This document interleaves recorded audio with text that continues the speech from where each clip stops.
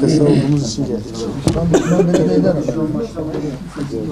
Barış ve huzurun korunmasına azami özen gösterilerek adayların, projelerin, hizmet ve anlayışlarının yarışması gereken seçim sürecinde artık taşkınlıkların ve tehditlerin de ötesine geçilerek işin fiili ve çirkin saldırılara kadar varması kuşkusuz hem üzücü hem de düşündürücüdür. Bu tür saldırıları ve tehditlerin en sık yaşandığı illerden biri de ne yazık ki Van olmuştur.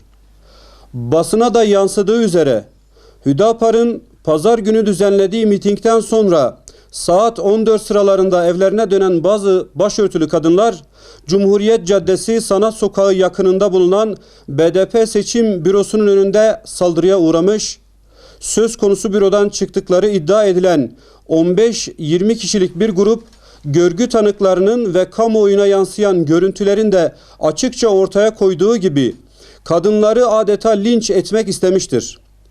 Saldırı sonucu bayılan ve kaldırıma yığılan kadınlardan biri çevredeki vatandaşların yardımıyla kurtarıldıktan sonra tedavi altına alınmıştır. Daha önceleri seçim bürolarını ve adayların seçim çalışmalarını hedef alan taşkınlıklara son olarak da dün Van'da bir bayan Kur'an kursu hocası ve talebelerine sözlü sataşma ve tehdide varan saldırılar eklenmiştir. Buradan kamuoyuna bu tür eylemleri kınadığımızı bildiririz. Kürt Ulusal Hareketi'nin geçmişinde de sıklıkla görülen rakip kişi ve oluşumlara yönelik saldırgan tavır her seçim arefesinde tavan yapmaktadır.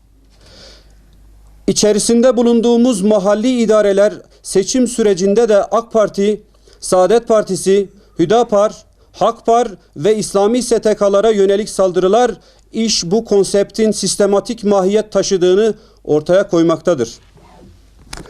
İyi bilinmelidir ki gerilim politikalarının tüm halkımıza bedeli ağır olmuştur.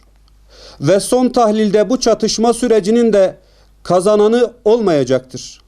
Sorumluluk sahiplerinin karşıtlarını itham eden ve gerilimi tırmandıran açıklamalar ve tavırlar yerine sağduyulu tutum içerisinde olmaları zorunludur. BDP ve aynı çizgideki oluşumlar bu olayları ya inkar etmekte ya da karşı tarafların provokasyonu olarak nitelemektedir.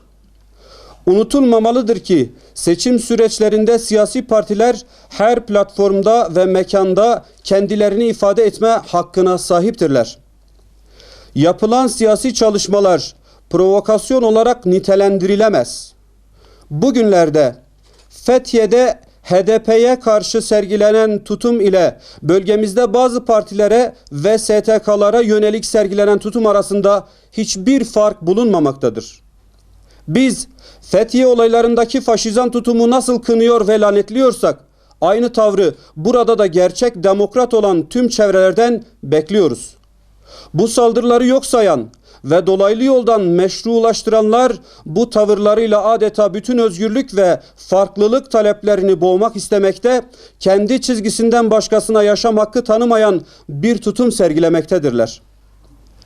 Bir kadına saldırmak dünyanın en korkak ve en acımasız, başörtüsünü ve İslami değerleri hedef alan saldırılar daha önce 28 Şubat karanlığının, zorbalığının ürünü olarak hafızalarımızda yer etmişken, şimdi başka çevrelerin de bu saldırılara yeltenmesi, dahası bu saldırıyı gerçekleştirenlere yönelik bir kınama bile yayımlanmaması üzücüdür.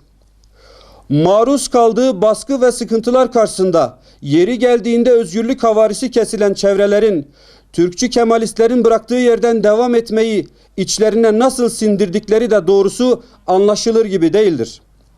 Üstelik kadınlara yönelik bu saldırıların 8 Mart Dünya Kadınlar Günü vesilesiyle barış, özgürlük, kardeşlik nutuklarının atıldığı bir zaman diliminde gerçekleştirilmesi de manidardır. Bu vesileyle saldırıya uğrayan bacılarımıza geçmiş olsun diyor. Bu saldırıyı gerçekleştirenleri ve saldırganlığı bir davranış kalıbı haline getirenleri kınıyoruz. İslami değerlerimizin her şeyin üstünde ve ötesinde olduğunu bir kez daha yineliyor ve bir kez daha artık yeter edibes ediyoruz.